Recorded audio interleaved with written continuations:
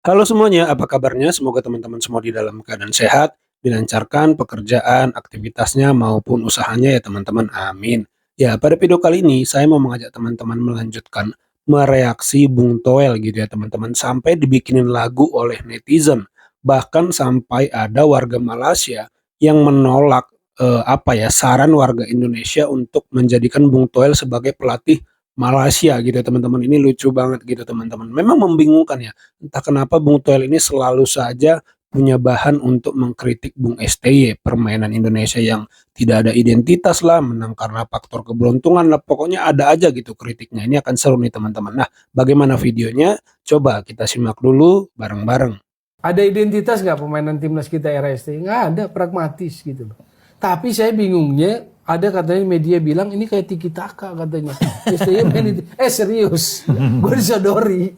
Media bilang tiki taka katanya. Yang position football kan emang kayak begitu, passing-passing cepet, bukan tiki taka juga lah. Menang lawan Vietnam, Toel nggak diajak, permainan makin matang. Toel nggak diajak, ronde 3 dikit lagi. Toel nggak diajak, timnas terbang tinggi. Toel juga nggak diajak.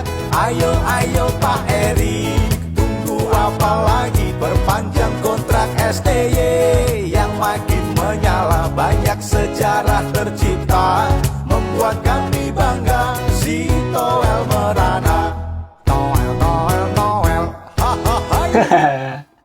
Mantap lagunya. Gol dari Indonesia itu adalah set pieces, bola mati, betul, gitu loh. Ini adalah bagian dari pertandingan, iya betul. Tapi apakah ada keberuntungan di situ? Yes. Kalau publik bola sepertinya enggan menyebut keberuntungan, netizen menyebutnya dengan gol dari langit. Jadi oke lah, kita sebut gol dari langit untuk untuk tidak mau menyebut keberuntungan. Saya ngelihatnya ada faktor itu. Karena kalau tidak ada proses itu, tidak ada set pieces itu, kalau tidak ada lemparan jauh itu, kita nggak bisa bikin gol. Kita nggak bisa bikin gol. Dari sebuah proses open play kita nggak bisa bikin gol. Jadi gol itu skemanya dari set pieces. Set pieces apa? Lemparan ke dalam. Itu adalah part of the game? Yes, part of the game. Tetapi keberuntungan seperti itu, gol dari langit seperti itu tidak bisa kita harapkan di setiap pertandingan. Dalam sebuah pertandingan, satu pertandingan mungkin kita mengalami gol dari langit itu, keberuntungan itu. Tapi kita nggak bisa mengharapkan gol keberuntungan itu dalam setiap pertandingan. Dalam setiap pertandingan yang harus jadi utama apa? Karakter bermain, identitas bermain, taktikal yang jelas gitu kan. Fleksibilitas taktikal yang jelas, baik saat bertahan maupun attacking. Nah kemarin kita sebetulnya nggak bisa progression yang bagus ke depan, terutama di babak pertama. Baru di babak kedua agak membaik. Sinteyong ini baru menang 1-0 udah nyuruh pemainnya ngulur-ngulur waktu. Sering banget tuh tadi di pertandingan lawan Australia ini tadi. Mentang-mentang udah unggul 1 loh, baru 1-0 tambah gol kayak serang lagi. Percuma kita masukin Witan, masukin Rafael Strike.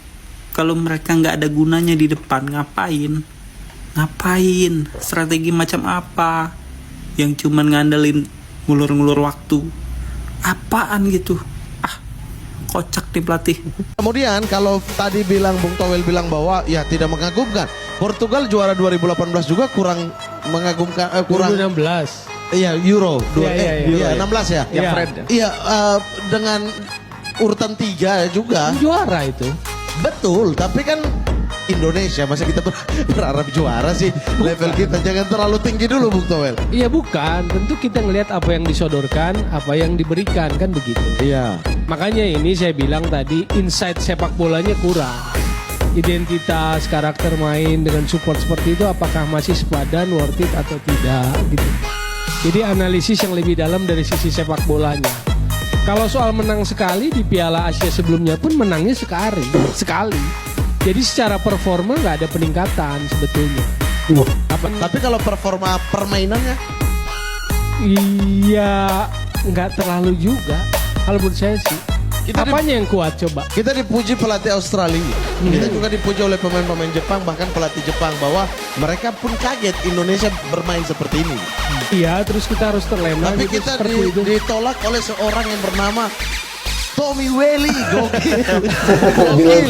Malam aku ada buat video pasal game Indonesia membantai Vietnam. Tapi dalam video tersebut ramai gila orang-orang Indonesia komen Bung Towel, Bung Towel, Bung Towel. Ada yang kata, abang ambillah Bung Towel ni ke Malaysia, lantiklah Bung Towel ni jadi coach Malaysia. Pada asalnya aku ingatkan dia orang borak pasal towel tau, pasal tuala ke ni kan. Rupa-rupanya Bung Towel ni nama orang. Jadi orang Indonesia meminta orang Malaysia untuk mengambil Bung Towel sebagai coach, sebagai trainer ataupun sebagai pandit. Okey. Jadi aku telah pun berbincang dengan rakyat-rakyat Malaysia yang lain pasal benda ni, dan kami sebulat suara telah membuat keputusan untuk tidak menerima Bung Towel ni. Tak ada cara bro. Bung Towel simpan sana. Simpan dekat negara Indonesia. Jangan bawa ke Malaysia. Sebab apa? Tim Malaysia ni dah cukup serabut dah. Dah cukup teruk dah. Dah cukup hauk dah. Pemain-pemain hauk. Coach tak tahu apa idea dia. Stadium padang buruk. Apa lagi? Komentator pun tak apa-apa. Jadi kita dah cukup teruk dah. Dah cukup serabut dah. Tak payahlah kita nak tambah orang lagi macam Bung Towel ni yang boleh menyerabutkan lagi keadaan. Tak payah. Simpanlah Bung Towel ni duduk diam-diam dekat Indonesia sana. Harap maaf, harap maklum. Momen Bung Towel dibikin kicap sama Mamat. Nih Bung, kalau STY dipecat nih kayak Vietnam kehilangan Pak Hang Seo. Ya, itu. Nah, itu dia. Itu yang kita mau bilang. Park Hang-seo hilang dari Vietnam, akhirnya berantakan lagi tuh fondasinya. Nah, bagaimana Bung Towel? Kalau dengan materi seperti ini, main bagus emang cuma STY aja yang bisa. Ya pemain Vietnam juga sama, Park Hang-seo dengan Tozer. Enggak, itu sih jelas. Gitu. Coba kalau nggak ada Hai sama Ragnar, waduh berat itu. Lah kemarin menang. Hah? Tidak ada Ragnar sama Hai kan pertandingan kemarin? Lemparan ke dalam. Iya kan? Lawan Vietnam. Di Makanya Piala Asia juga tidak ada Ragnar sama Hai. Kalau di pertandingan ini yang sangat membedakan Hai sama Ragnar. Iya, tapi di Piala Asia menang juga, tidak ada Ragnar Hai. Di pertandingan pertama juga tidak ada Ragnar Hai, menang juga. Iya. Iya. Yang bilang masih STY out, pengamatnya yang out, STY stay. Sintayong stay atau out? Stay lah. Kenapa harus out? Dia yang udah bangun dari awal, potong generasi. Masa iya harus ini lagi? Aduh.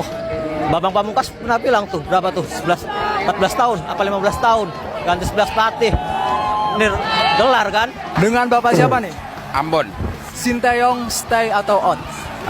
Kalau dari ini kayaknya stay sih. Stay, berapa tahun tuh? Minimal 2 tahun lagi lah Sintayong di sini. Karena ini proses kita masih panjang. Banyak pemain muda di timnas kita sekarang. Pesan untuk yang masih bilang stay out apa bang? Itu yang bilang tuh kardus kalian. Out Justin. Pesan buat yang masih bilang stay out. Pengamat yang mesti out, STY stay. Kira-kira orang yang bilang gitu ngerti bola nggak pak? Enggak. Bung Towel tuh out. Bung Towel out. Ya, Bung Towel out. Out dari mana nih? Dari pengamat lah. Nggak penting mereka itu. Pengamatnya nggak penting.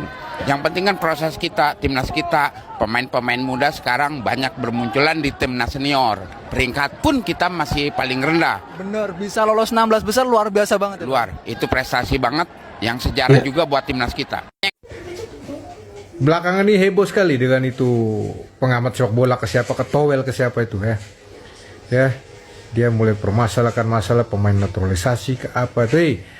Anak-anak Indonesia yang sekarang sedang membela timnas Indonesia itu mereka bukan pemain naturalisasi. Mereka itu anak-anak orang Indonesia yang lahir besar di luar negeri sana ya.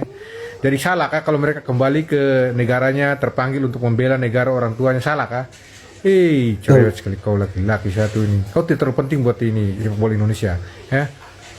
Ya, jadi kita yang lain ini tidak usah kasih panggung, kita usah dengerin dia itu. Biarin dia gonggong-gonggong sampai dia bosan sendiri ya.